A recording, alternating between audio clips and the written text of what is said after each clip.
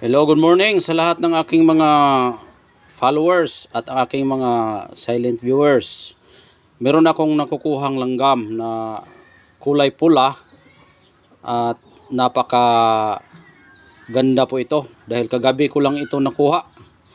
At meron pang baka sa aking balat na kinagat ako pero hindi ko siya pinatay yung nagkagat sa akin para makuha ko po ang ngutya niya. At ito po yung kagat ko. Ayan po yung kagat na nakagat ako sa langgam na napakasakit. Ayan, naghubag pa siya oh.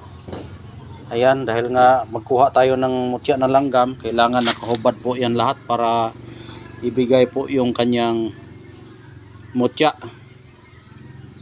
Ayan, ang pagkuha sa mutya kasi maghubad ka lahat araw ng Biyernes or kahit hindi Biyernes, basta malakas po yung aura na nagpaparamdam sa akin yung espiritu. Kung kailangan ng kukunin ay lalakas po yung enerhiya ng kalikasan na siya ay nagpaparamdam at nagpapakuha. Kaya kinuha ko po ito kagabi para din po ay makakuha tayo ng birtud na ma-share ko sa inyo yung aking nakukuha. At ang kagandahan nito ay napaka kristal po ito. Crystallized po itong klaseng mutya ng langgam. Ang gamit nito ay maganda ito sa pampaswerte at proteksyon, yung langgam. Dahil ang ugali po kasi ng langgam ay hindi po yan pwedeng gabalahin ang kanyang pamamahay dahil mga gat po yan at palaging busy po yung langgam. Araw at gabi yan, naghahakot ng pagkain. Walang hinto po yan ang kanilang paghahanap buhay, araw man o gabi. Kaya kung mayroon kang mutya na langgam ay napakalakas po yung ating hanap buhay. Hindi tayo mawala ng pera. Hindi mo lang yan masyadong makita dahil nga ay hindi, kung titingnan nyo hindi siya makintab, pero kung flashlightan natin yan, crystallized po yan. Ayan po yung langgam no, na kristal po ang kanyang pagkamutya. Ayan. May langgam po yan sa ilalim na nakatira. Ayan o. Yan po yung langgam na nakatira sa ilalim. Ayan. Kaya napakaganda po itong klaseng mutya. Yan. Ang paggamit ito, balutin mo lang ito ng pulang tela, pwede rin sa itim, tapos ilagay mo sa paglalagyan ng pira. Yan po yung langgam na pula at yung langgam na hantik na pula po ang may-ari nito. Ayan, napakalakas po yan mga gat. Ayan, crystallized po, at yung langgam na pula nandyan po sa ilalim na nakatira. Ayan. Kaya napakatapang po yung may-ari nito. Kaya kinagat ako.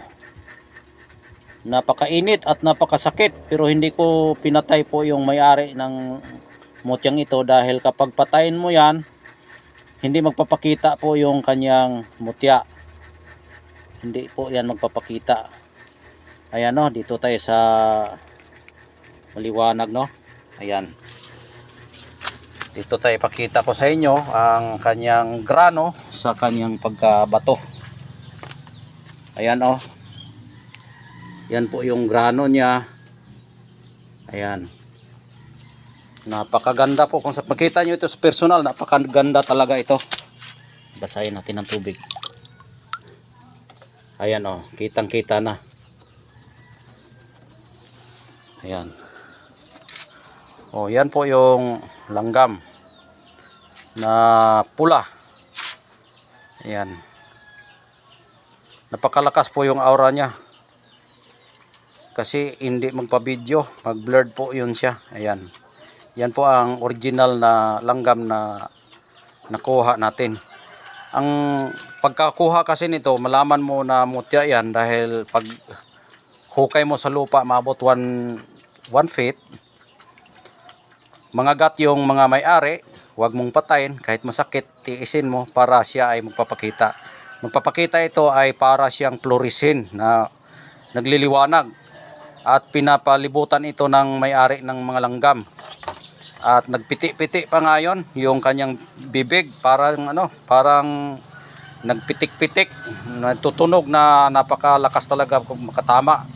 Pero tiniis ko po yung sakit para ibigay po yan, kaya ngayon nakuha natin. Nagliliwanag ito bago ko nakuha, tapos pagkuha ko, binalot ko agad siya ng itim na tela para hindi tayo masundan ng may-ari. Kasi kapag masundan tayo ng may-ari, sigurado na yung bahay mo ay papalibutan niya ng mga langgam, dahil ito po ang hari ng langgam o Diyos ng mga langgam. Kaya napakaswerte natin dahil nakakuha naman tayo ng mutya ng hantik na kulay pula na langgam. Ayan po yung hitsura niya. Nakita nyo naman, crystallized po siya. Ito'y lumalaki ito kapag magtagal. Mag-form ito ng kahit anong forma. Depende po yan sa kanyang minerals o kanyang tubo kung saan siya pwedeng lalabas na mabilis siyang lumaki. Ayan. Katulad yan sa mga kahoy, may mga sibol, doon tutubo at dyan sila magpalaki. Ito rin, maghanap din ito ng sibol na mabilis siyang makapagtubo sa kanyang pagbato o mutya.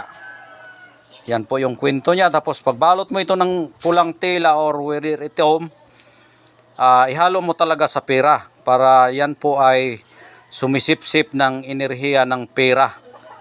Ayan. Kung maninda ka, ilagay mo yan. Kung magtrabaho ka kung saan-saan, pwede mo ito ihabak. Ang benepisyo nito, makatulong ito sa paghanap buhay.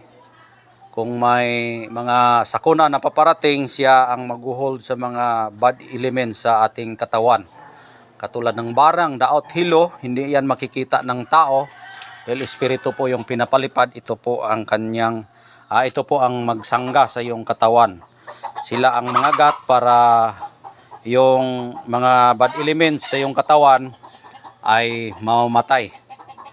O, yun po ang kanyang kwento sa mutya ng langgam. Pero depende din po yun sa langgam, sa kalidad ng langgam. May mga langgam kasi na yung malaki at maliit, dalawa ang kulay, itim at saka pula.